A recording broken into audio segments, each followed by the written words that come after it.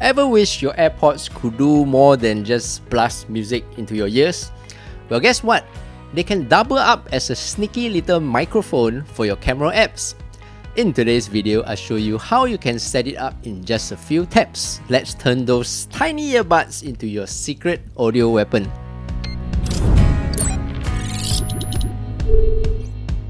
Hey, what's up everyone? I'm Steph, and in this channel, I teach you quick daily tech tips that make your life a little easier. Make sure your AirPods are connected to your iPhone. To do so, simply wear your AirPods. Open up your camera app on your iPhone. Select video mode.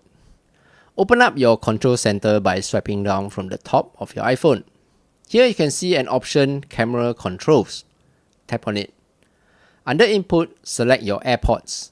Under Mic mode, you have the option of Automatic, Standard, Voice Isolation, or Wide Spectrum. For me, I'll just leave it as Standard. Another way to do this is to go to Settings.